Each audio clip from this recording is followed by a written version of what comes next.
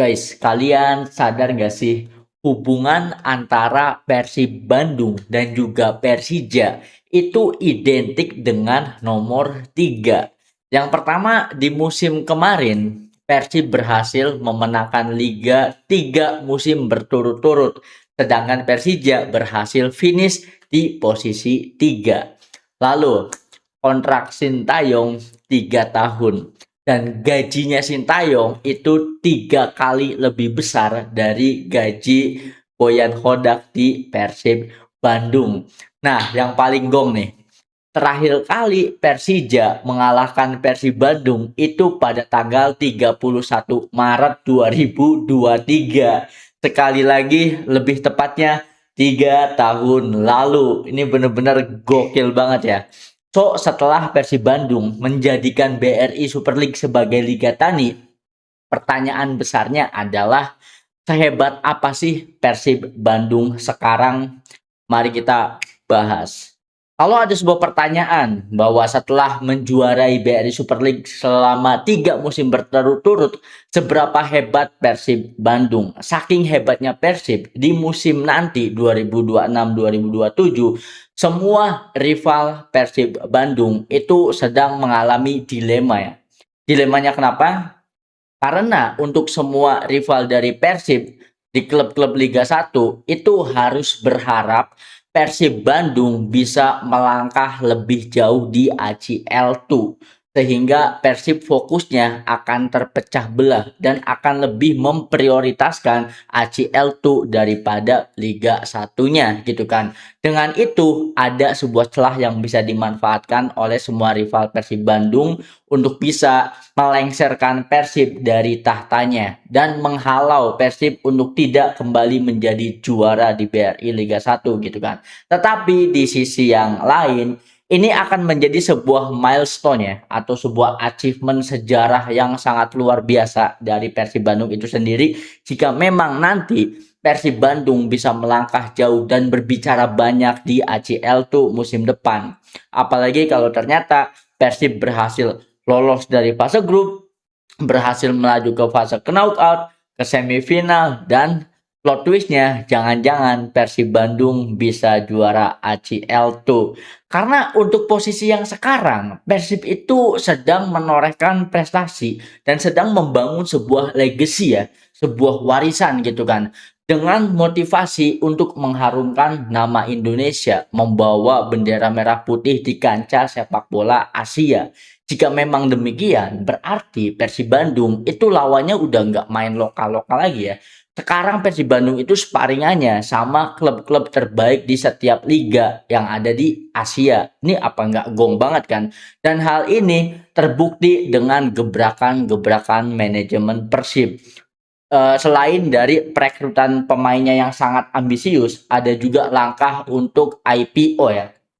Akhirnya Persib akan IPO atau Initial Public Offering atau PT Persib Bandung Bermartabat itu akan melepas dan menjual saham sehingga bisa dibeli dan juga bisa dimiliki oleh masyarakat luas dengan target valuasi mencapai 1 triliun dari hasil IPO tersebut. Dan dana 1 triliun ini gue jujur curiga itu tujuannya untuk tetap mengejar prestasi di ACL, entah itu ACL tuh atau jika nanti musim depan berhasil melaju ke ACL Elite gitu kan.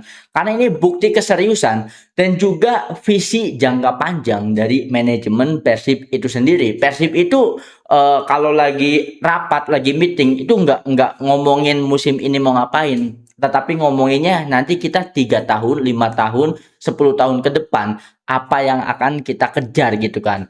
Dan yang lebih excitednya lagi dari IPO Persib ini, seperti yang kita tahu, kita semua mungkin sepakat bahwa militansi dari Boboto itu tidak bisa diragukan lagi ya, karena fanatisme dari Boboto itu bisa dibilang ya salah satu supporter terbesar. Mungkin bisa jadi di Asia ya, di Asia Tenggara atau di Asianya gitu kan. Kenapa? Karena tidak hanya full support ketika Persib bertanding, tetapi dari sisi penjualan jersey juga itu Persib Bandung itu termasuk yang paling nomor satu lah dari zaman ke zaman, dari dulu gitu kan, bahkan dari ketika Persib masih terseok-seok di liga, masih jauh dengan trofi, itu penjualan jersey Persib itu ya nomor satu, karena memang ya fanatisme dari Bobotoh sudah teruji gitu kan, sudah sangat loyal banget untuk Persib. Apalagi kalau nanti Persib IPO, nanti Bobotoh itu akan semakin memiliki sense of belonging terhadap Persib ya, akan memiliki rasa kepemilikan terhadap Persib itu sendiri. Jadi selain Bobotoh, mereka juga akan menjadi sebagai pemegang saham ya, holder saham di Persibnya. Ini tentu bakal gokil banget sih. Ini jujur kabar yang sangat menggembirakan untuk Persib, karena ambisi yang besar itu dibarengi dengan progres-progres dan juga project-project yang menunjang ambisi tersebut. Jadi tidak rapuh dan juga tidak apa ya, prematur gitu kan. Karena memang tujuannya jelas, langkah-langkah yang ditempuhnya itu juga jelas. Ini bakal gokil banget sih. Dan plot twistnya ya, kalau ternyata Persib di ACL nya melangkah jauh dengan sekuat seada-adanya, ternyata Persib masih bisa finish di top 2 atau top 3 klasemen, atau bahkan kalau memang Persib bisa juara BRI Super League lagi. Ini tentunya menjadi PR besar bagi semua rival-rival Persib Bandung di BRI Super League, karena jangan pernah berpikir untuk menyusul Persib secara prestasi, tetapi susul dulu Persib dari progresnya, manajemennya. Karena ini ada sebuah perbedaan juga ya. Ada sebuah perbedaan besar antara Persib dan juga Persija, atau lebih tepatnya Bobotoh dengan The Jackmania, karena Bobotoh itu sudah teredukasi dengan baik sehingga secara mindset mereka sudah open minded ya. Bobotoh itu sekarang sudah tahu, kebanyakan dari Bobotoh itu sudah tahu, mereka bisa membedakan antara Persib Bandung sebagai klub sepak bola dengan manajemen Persib. Sehingga kritikannya itu tertuju dengan sangat tepat. Tidak mengkritisi pemain, tidak mengkritisi pelatih, tidak mengkritisi staf, tetapi mengkritisi manajemennya. Karena kalau untuk Persib sebagai klub sepak bola, itu pasti akan kita dukung mati-matian gitu kan. Karena tidak akan ada yang berubah dari Persib itu sendiri. Beda cerita dengan manajemen. Manajemen adalah orang-orang yang bekerja di balik layar, yang bisa menyusun Persib Bandung ini dari dalam, dari internalnya. Dan orang-orang ini karena memang mereka hanyalah bekerja, otomatis mereka harus tetap dikritisi. Agar apa? Agar targetnya tidak meleset, agar mereka tetap diingatkan bahwa mereka itu bekerja berdasarkan rasa memiliki terhadap Persib Bandung. Jangan sampai ada mistake-mistake atau kesalahan dari segi non teknisnya gitu kan. Ya ini juga semoga nanti bisa diterapkan sama supporter-supporter yang lainnya. Jangan seperti nanti The Jackmania bukannya mensupport tetapi malah ngasih pressure ke pemain dan juga ke pelatih, sehingga belum match aja udah ada narasi yang kalah jadi cacing, yang menang jadi naga, ujungnya kalah malu sendiri ya nih. Ya, ibaratnya jangan sampai ada hal-hal tersebut gitu kan. Semoga supporternya bisa lebih dewasa lagi. Nah, ini terbukti ya dari kedalaman skuadnya Persib Bandung. Gue pikir untuk kedalaman skuad Persib Bandung udah oke lah. Apalagi ujiannya nanti di fase grup di ACL ya, meskipun kita tidak bisa meremehkan Manila Tiger ya. Hambatan pertama Persib itu ya harus naklukin Manila Tiger dulu. Jangan sampai terlalu dalam euforia, udah jumawa, udah ngomong panjang lebar, tetapi nanti plot twistnya malah keok sama Manila Tiger di playoff kan ya. Ini nggak lucu gitu kan. Dan ini akan menjadi kabar buruk untuk rival Persib di Super League, karena Persib akan langsung all in ke Super League dong. Nggak seru. Setidaknya Persib itu harus lolos grup. Meskipun ya di grupnya itu raksasa semua, bejir. Di grupnya itu ada FC Seoul yang secara rank itu rank 24 Asia. Lalu Persib Bandung yang secara rank itu ada di 32 Asia. Kemudian Melbourne Victory ada di 112 rank Asia. Lalu The Kong Vitel ada di 262 Asia. Secara di atas kertas, sepertinya Persib akan memiliki chance ya untuk bisa lolos dari fase grup. Yang meskipun tidak bisa diremehkan, kita tidak tahu kedalaman skuad dari klub-klub yang lain, apalagi kalau ternyata klub-klub yang lain memiliki riwayat yang lebih jauh daripada Persib kalau kita ngomonginnya kompetisi di Asia gitu kan. Tetapi ya dengan kedalaman yang dimiliki oleh Persib sekarang, sepertinya ini menjadi target yang realistis untuk Persib berbicara banyak di ACL tuh gitu kan. Nah, apalagi tidak sampai di situ ya. Lagi dan lagi Persib ini mengetahui apa kekurangannya dan salah satu missing puzzle dari Persib Bandung adalah kekuatan atau pemain lapis di posisi penjaga gawang dan gak nanggung-nanggung. Yang diincer dari Persib itu bukan penjaga gawang terbaik dari Super League musim lalu seperti Nadeo yang ke Persija gitu kan, tetapi Persib Bandung malah mengincar banyak sekali nama.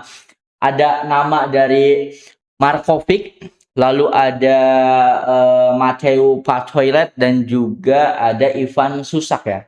Dan kabar yang santer terdengar itu Persib Bandung akan segera deal dengan kiper mantan dari Al Hilal yaitu Pacoilet gitu kan. Ini menjadi kabar yang menggembirakan karena Pacoilet sendiri secara usia memang masih muda dan secara pengalaman sekali lagi memang sudah berpengalaman di kompetisi Asia. Nah, tahu nggak sih, mendatangkan Sandy Walsh itu juga salah satu langkah yang brilian ya yang dilakukan oleh Persib karena Sandy Walsh sudah memiliki experience untuk mengenal peta kekuatan negara-negara di ACL tuh setelah di musim sebelumnya bersama Buriram gitu kan. Sehingga ya ini benar-benar sesuatu yang semakin masuk akal karena mimpinya Persib itu bukan hari ini mimpi besoknya langsung halu gitu kan, tetapi mimpi ini sudah terbangun bahkan di eranya Boyan Hodak. Makanya alasan kenapa ini sebuah legacy karena pondasi ini dibangun oleh Boyan Hodak lalu kemudian disempurnakan atau dikembangkan oleh Igor Tolik. Sedangkan untuk coach Igor Tolik, gue yakin kenapa Persib Bandung mengincar kiper yang apa ya, yang berkualitas lah gitu kan ya, belum kualitas dunia tetapi at least kualitas Asia gitu kan. Karena memang nantinya Persib Bandung akan bermain sangat ofensif, akan bermain sangat menyerang. Dan resiko ketika permainan itu ofensif ya kena counter attack, kena serangan balik. Salah satu upayanya rekrut kiper yang kualitasnya nggak kaleng-kaleng. Ini bener-bener kekuatan Persib Bandung itu luar biasa ya kalau kita ngomonginnya di kancah kompetisi Asia. Apalagi kalau ternyata dengan sekuat semewah ini Persib harus fokusnya di BRI Super League. Ini sepertinya chance atau kesempatan untuk rival-rival Persib yang lain untuk bisa melengsarkan Persib dari singgah sana kerajaannya itu susah banget ya, sedikit banget. Meskipun ya akan ada banyak sekali elemen of surprise ya. Karena hampir semua klub besar mungkin kita nanti akan memiliki Big Six BRI Super League ya. Karena ada Persib, Persija, Persebaya, Bali United, ada Malut, ada Borneo, nanti juga ada Dewa juga. Itu klub-klub yang sustain, klub-klub yang benar-benar stabil baik itu secara finansial ataupun secara organisasi sekuat dan juga staf jajaran kepelatihannya gitu kan. Kita nanti akan melihat apakah akan ada kejutan-kejutan dari klub-klub yang lain. Yang sangat dinantikan adalah kejutan yang datang dari Sintayong bersama Persija gitu kan. Ini benar-benar gokil kalau ngomongin tentang ambisi dari Persib, meskipun manajemen sudah speak up bahwa Persib ya ambisinya udah di ACL tuh, udah bukan BRI Super League lagi. At least kalau untuk BRI Super League, Persib itu meskipun tidak menargetkan juara, tetapi ya harus tetap ada di zona dua besar ya, karena memang ambisinya supaya musim depan bisa tampil lagi di ACL tuh.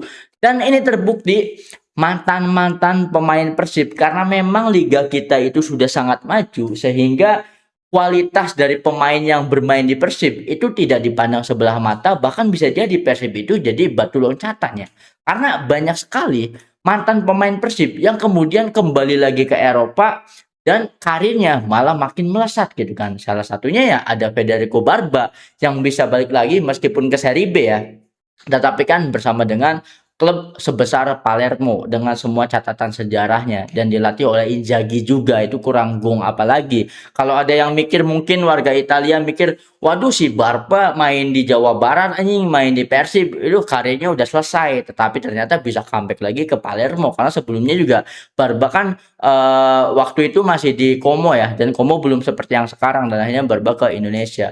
Lalu ada Frank Putros juga, di mana Frank Putros ini setelah meninggalkan Persib dan sebelumnya bermain di ACL tuh, di klub barunya main di ACL Elite. Ini nggak kurang gokil apalagi mantan-mantan pemainnya Persib itu kan mainnya udah di Piala Dunia bos. Ini berarti menunjukkan bahwa bermain di Persib Bandung, bermain di klub dari BRI Super League itu bukan sebuah akhir ya. Kita beda vibe-nya sama ISL dulu. Kalau ISL itu pemain-pemain seperti Beto Gonçalves, seperti Gonzales, semuanya jarahan keranggar gitu kan. Itu karena ini dianggap sebagai penutupan karir ya.